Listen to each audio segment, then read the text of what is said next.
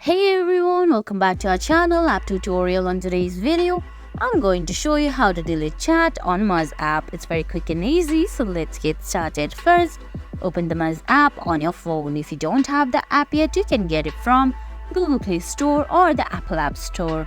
Once you do that, launch the app and sign in into your Muzz account.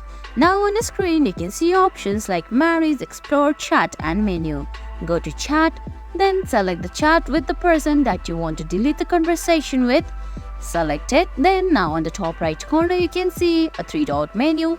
All you have to do is find that unmatch option right below export chat.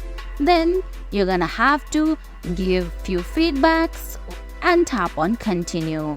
You can tell him why or not, then tap on continue, then your chat will be automatically deleted.